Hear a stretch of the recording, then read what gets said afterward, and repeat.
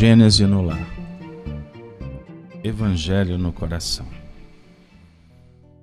Momento solene do nosso dia. Reunidos nos encontramos para orar, para refletir, para se conhecer e para ouvir Jesus dizer: "Sê bendito, meu Pai, pelas bênçãos do trabalho, da vida, da interação, da renovação, do estudo, do fortalecimento íntimo e do enaltecimento ao trabalho da caridade, mola propulsora dos mundos. Sê bendito, meu Pai. Sê bendito 1000 vezes por tudo, pois só temos que agradecer. Embora nossa alma fragilizada ainda suplica, não nos deixe seguir o passo em vão, que o prazer do conforto não nos vença. Livra-nos de tombar no pó da indiferença. Sê conosco, Jesus, nossa luz. Sê conosco, amigos, que se integram nesse projeto da Casa de Kardec e Amélie Baudet. E que possamos ter a sabedoria para assimilar a lição da manhã. E a força de vontade para não esquecer, durante o dia, do que há de ser oferecido a partir de agora.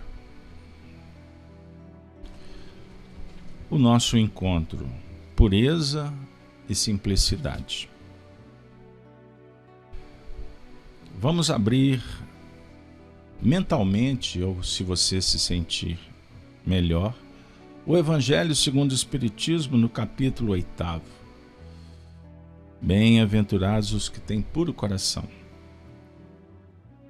Allan Kardec escolhe 2 passagens inesquecíveis do Evangelho,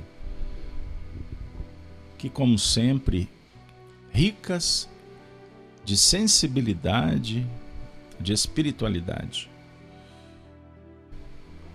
e de abertura dos portais do entendimento quanto ao reino de Deus, conquista interior, fomentando a integração das pessoas, dos seres, da natureza, do cosmos, dos mundos, das dimensões espirituais. É um concerto divino. A passagem definida por Kardec para objeto de reflexão está contida no Evangelho de Mateus, no seu capítulo 5, versículo 8. Palavras luz, benditas, consoladoras, proferidas pelo Mestre Jesus. Bem-aventurados os que têm puro coração, porque verão a Deus. Estamos nos dando as mãos com pureza de intenção para ver a Deus, para ver os caminhos, para ver a vida, para ver as pessoas como elas são, no sentido da realidade espiritual, e não vê-las como árvores que trafegam pelo mundo com suas personalidades imperfeitas, necessitadas de arrimo, de soerguimento, de transformação. Ver a vida como ela é, no seu sentido essencial. Ver o outro como espírito, como irmão. Ver os animais como seres em evolução, que podem receber de nós admiração e contributo e interação. Ver a vida, a natureza, o sol, as árvores, as plantas, as flores, como um mosaico bendito, esplendoroso. Ver a si mesmo como um filho que veio ao mundo para brilhar, se aceitando, se perdoando, abençoando os feitos, compreendendo os defeitos e fomentando novos efeitos no que remonta à destinação. Ainda Jesus, em Marcos capítulo 10, versículo 13 a 16, Jesus diz assim, depois de apresentar-lhe algumas crianças, a fim de que ele as tocasse, e como seus discípulos afastassem com palavras ásperas os que lhe as apresentavam, Jesus, vendo isto, zangou-se e lhes disse, deixai que venham a mim as criancinhas, e não as impeçais, porquanto o reino dos céus é para os que se lhes assemelham, como você, como seu estado íntimo agora. Tomando apenas cuidado com a tradução, Jesus zangou-se, como se ele fosse passional. Essa narrativa do observador, que não tem autoridade para entrar na intimidade daquele que é o mestre, está acima das paixões humanas, que é aonde nós vamos chegar. E por isso estamos aqui. Zangar com criança, zangar com intelectuais, zangar com enfermos, com psicopatas, com falsos cristos? Não. Eles estão no time. São escândalos alguns por necessidade de outros ou deles mesmos. Jesus espera. Jesus não dá privilégios. Jesus não é caprichoso, porque Jesus fala em nome do Pai, e o Pai é justo. O Pai sabe. Por isso Jesus diz, antes que Abraão existisse, eu sou. Significa que ele está acima do tempo. Abraão no sentido histórico, patriarca. Abraão no sentido de simbolizar o início da Terra, planeta, história. Antes eu sou, quer dizer, antes ele já tinha atingido o pico, a culminância, o domínio sobre si mesmo. Deixai que venham a mim as criancinhas e não as impeçais. Ele não impede que venham as crianças. Sob o ponto de vista de fora, sob o ponto de vista de dentro, porquanto o reino dos céus é para os que se lhes assemelham.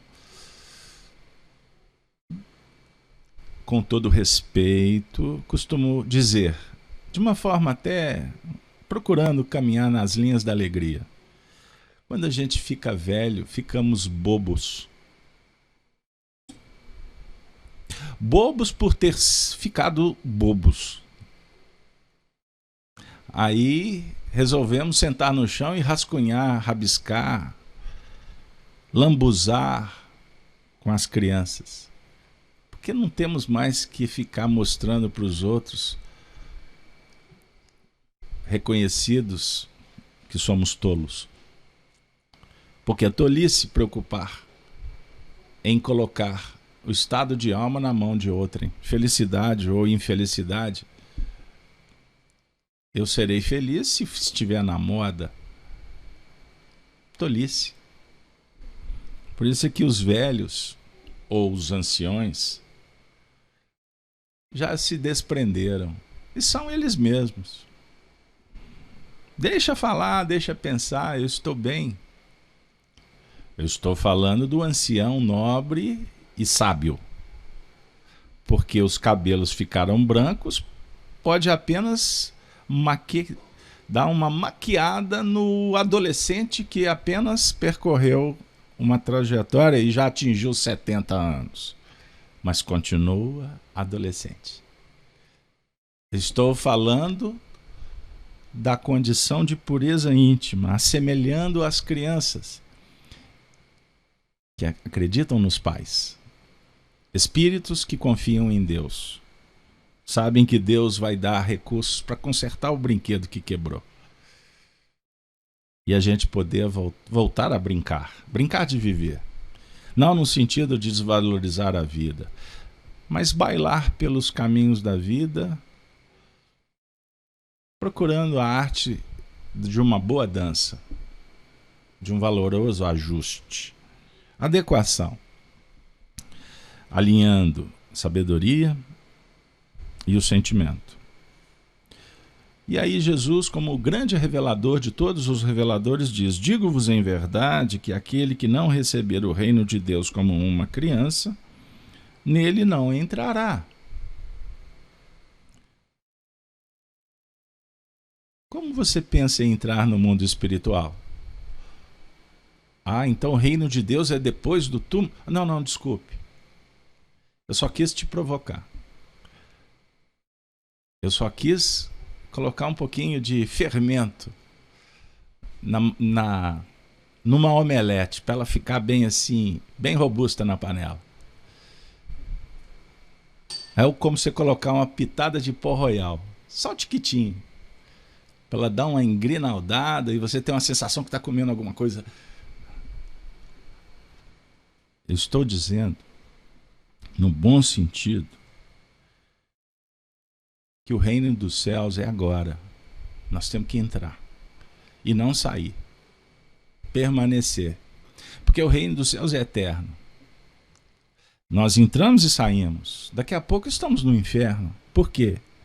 Somos frágeis na fé, dúbios nos princípios. Uma hora eu quero, outra não. Eu falo que sou cristão, mas daqui a pouco eu dou vazão para falar mal de alguém, para jogar pedra no telhado do vizinho, para ficar prestando atenção no defeito do outro. E o que é mais gostoso, publicizando, compartilhando na internet, redes sociais. Você viu o que fulano fez? Perda de tempo, desvio de foco. Mas ouçamos aquele que é o mestre da doutrina espírita, incomparável, insubstituível, inalcançável no estágio evolutivo que atingimos. Allan Kardec. A pureza do coração é inseparável da simplicidade. Começou a dica. E da humildade respaldou o ensinamento. Gênese no lar, desde quando iniciamos, falamos, cultuamos, exercitamos humildade, reconhecer limites e possibilidades, conjugada com a simplicidade. Quando escolhemos, definimos o que é bom, o resto vem por acréscimo de misericórdia. E devemos ter olhos atentos para o acréscimo não ser de injustiça, de ilusão. Então guardem essa palavra, que ela é diferencial no Evangelho. Acréscimo. Quando o acréscimo é de misericórdia, vem do alto. Significa oportunidade, significa extensão, moratória. Sabe que tem pessoas que chegam no final de vida e os espíritos intervêm? Porque o trabalho está tão produtivo que dizem assim, dá mais. Porque até pegar no tranco de novo, numa nova encarnação, vai demorar e pode ser que demore muito. Vocês sabem que o Chico Xavier teve uma moratória? Estudem a vida dele. Estudem a vida dele. E agora, a sugestão que me chega pelos web amigos é que ele teve 3 moratórias. Bom, aí a gente conversa depois. Eu gosto de uma só para não estender na fantasia, porque aí é ilação. Mas sob o ponto de vista prático, no ano de 2001 tem um registro na televisão, ele ia desencarnar. O médico que lhe acompanhava já tinha dito, não passa de uma semana. E as câmeras da TV afiliada lá de Uberaba registrou uma luz entrando no quarto. Depois, Chico, com muita dificuldade, respondeu uma pergunta de uma das suas acompanhantes. Foi mamãe e Emmanuel. E até dizem por aí que o Emmanuel já tem 20 anos de idade. Vocês verem quantas fantasias caminham por aí. E até eu vou contar para você dar um sorriso da simplicidade, da humildade. Dizem que ele vai ser presidente do Brasil. Moradias de Brasília, aguardem, porque Emmanuel vai estacionar por aí. E o Chico possivelmente vai substituir Pedro de Alcântara ou Nossa Senhora da Aparecida. Pedro de Alcântara, que é o mentor do Brasil, vocês sabiam? Isso foi escolhido pela família dos reis portugueses. Então, Alcântara, do sobrenome inserido nos Pedros I e II, advém de Pedro de Alcântara, o espanhol santo. Sabiam disso? E Dom Pedro definiu ele como patrono do Brasil e erigiu uma basílica em Petrópolis. Mas depois surge do seio da natureza a imagem de Nossa Senhora Aparecida e ela se torna a padroeira do Brasil. Daqui a alguns séculos, tudo tende para que ela seja substituída por uma outra rainha, ou melhor, desculpem, por outro Deus. Chico Xavier. As fantasias que pululam no nosso meio. Você sorriu, está legal, tranquilo, o sol batendo na sua porta. Minas Gerais, Belo Horizonte, ao sabor de 40 graus. Olha que bênção. E o sol é o evangelho dos novos tempos. Está falando conosco sobre pureza do coração e inseparavelmente da simplicidade.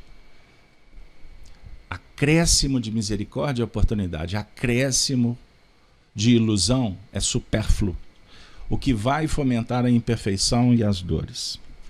Mas agora só Allan Kardec continua dizendo: exclui toda ideia de egoísmo e de orgulho.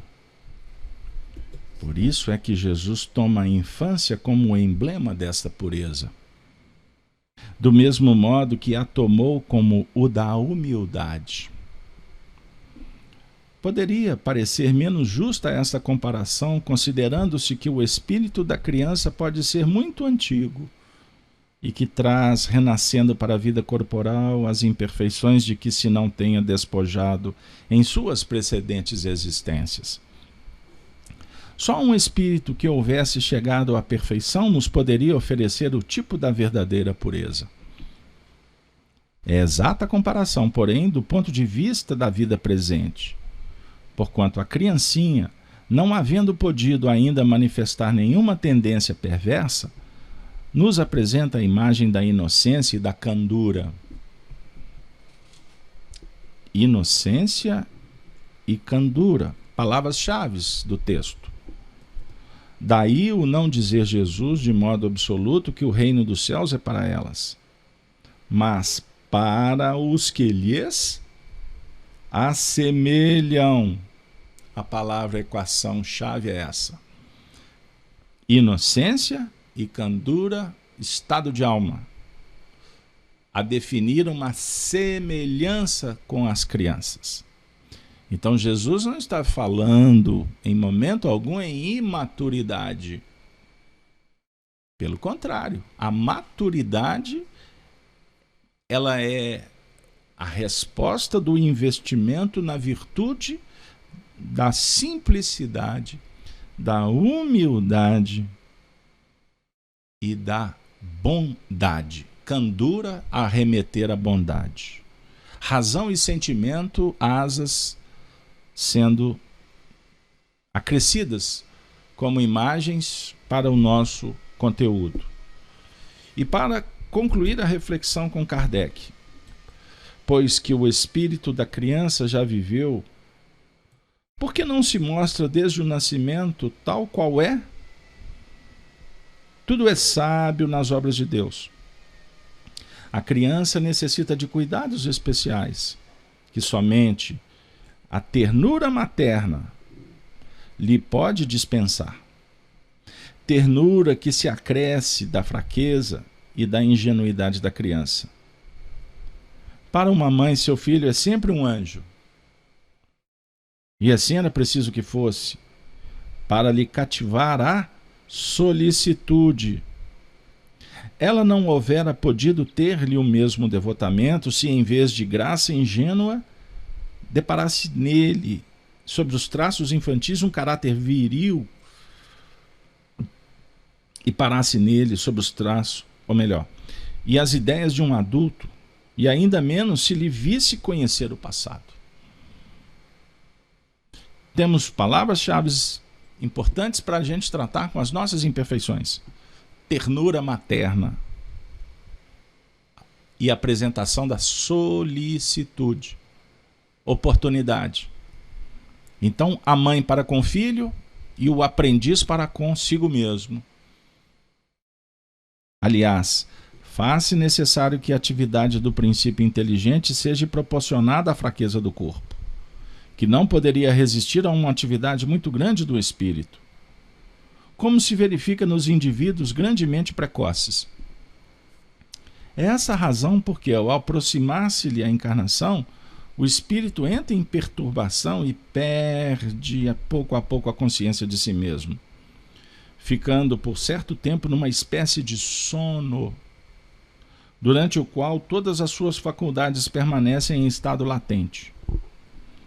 É necessário esse estado de transição para que o espírito tenha um novo ponto de partida e para que esqueça, em sua nova existência, tudo aquilo que a possa entravar. Sobre ele, no entanto, reage o passado. É assim que renasce maior, mais forte, moral e intelectualmente sustentado e secundado pela intuição que conserva da experiência adquirida. A partir do nascimento, suas ideias tomam gradualmente impulso. À medida que os órgãos se desenvolvem, pelo que se pode dizer que no curso dos primeiros anos, o espírito é verdadeiramente criança, por se acharem ainda adormecidas as ideias que lhe formam o fundo do caráter.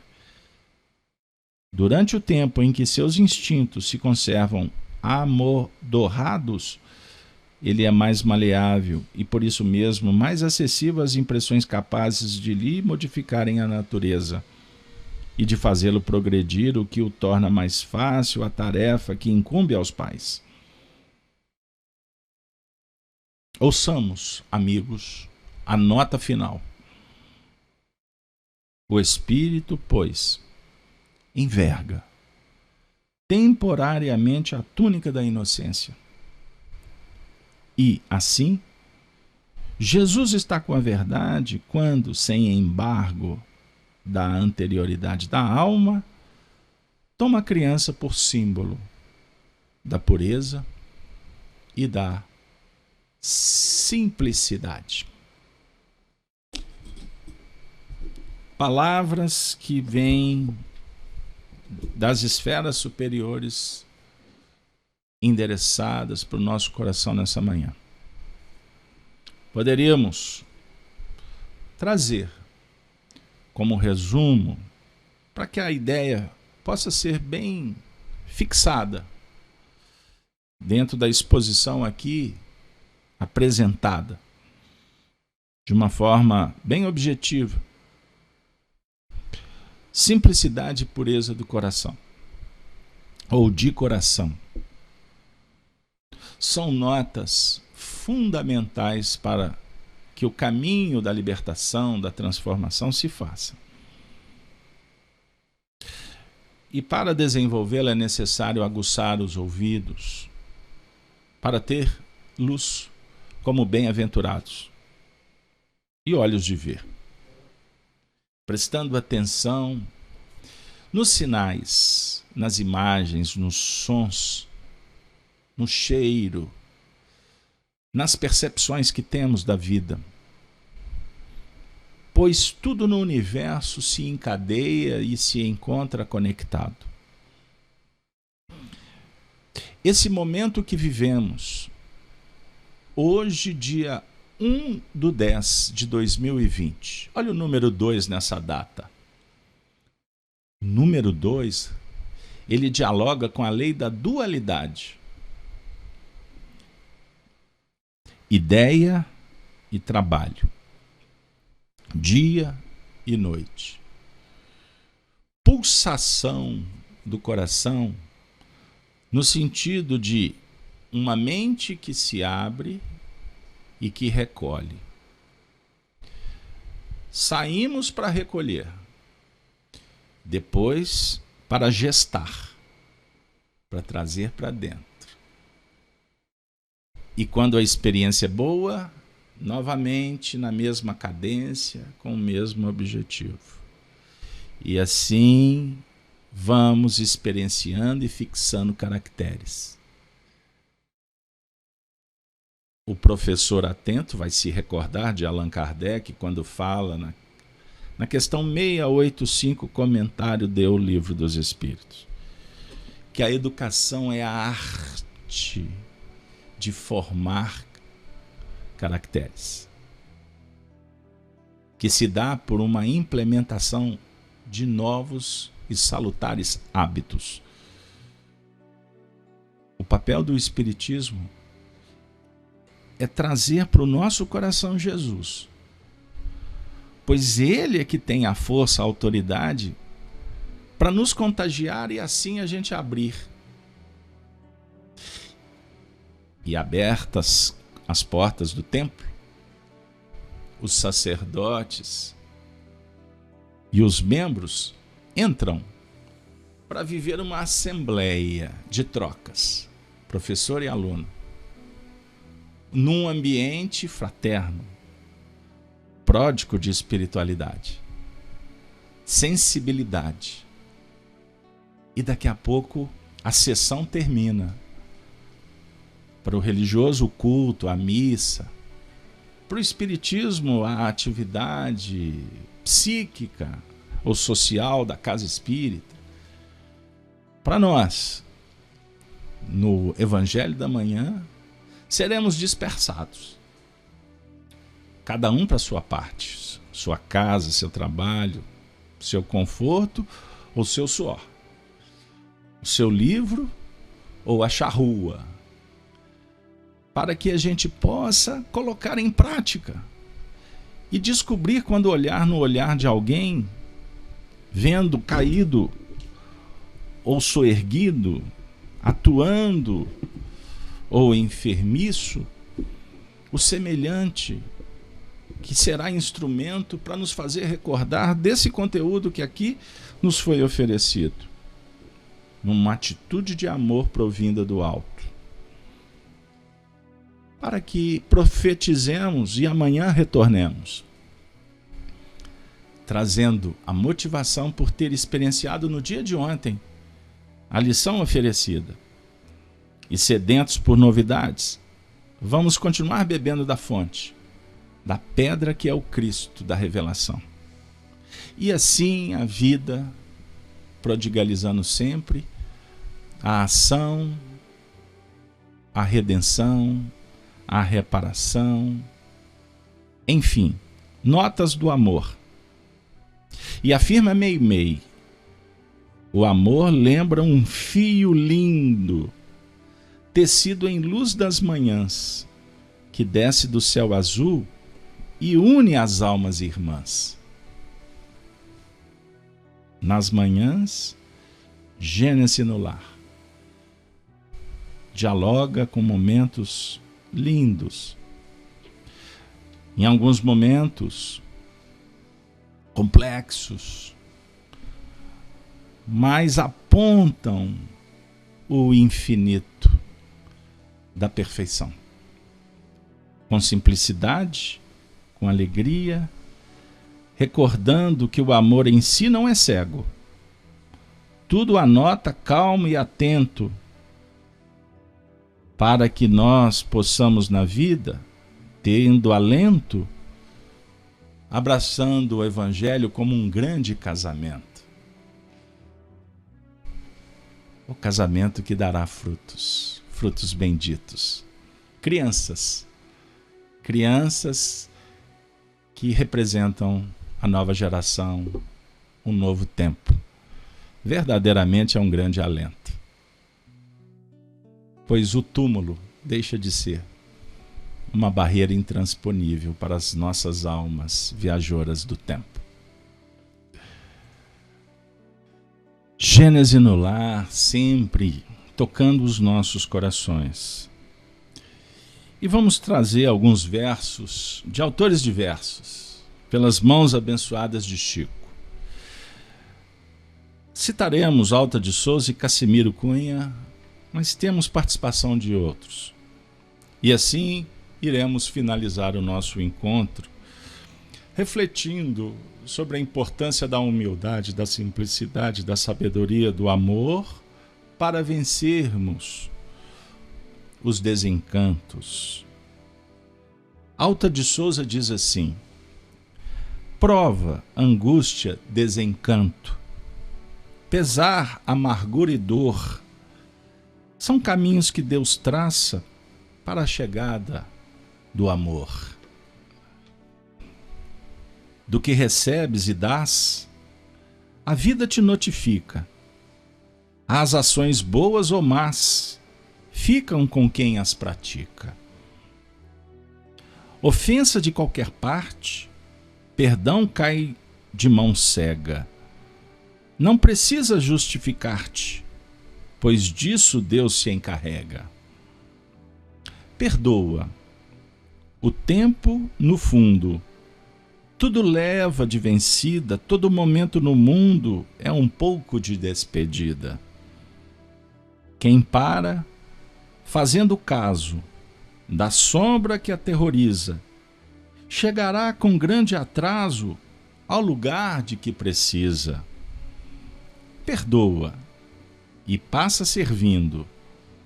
Não te acredites doente, não te esqueças Jesus Cristo.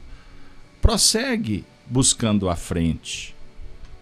Prova, angústia, desencanto, pesar, amargura e dor são caminhos que Deus traça para a chegada do amor. Vençamos a dor. Com ardor, conjugando clamor, esperança, fé, fundamentada sempre no amor. Obrigado, Senhor. Obrigado, amigos. Obrigado, benfeitores, por nos inspirares a vencer as dores, superar os clamores, engrinaldados por tantos amores. Muito obrigado, Senhor. Obrigado sempre. E que tenhamos, durante o dia, na nossa lida, desenvolvermos proficuamente as lições, para que a vida, de caminho a caminho, prodigalize sempre as lições do verdadeiro amor. Obrigado, Senhor. Obrigado, amigos da família da Casa de Kardec Amélie Baudet. Ave Cristo é a saudação que nos faz recordar, sintonizar com os cristãos dos tempos de Jesus. Obrigado, Senhor, pela ponte luz. Obrigado pelo alimento do amor a vencer a dor. Bom dia para todos.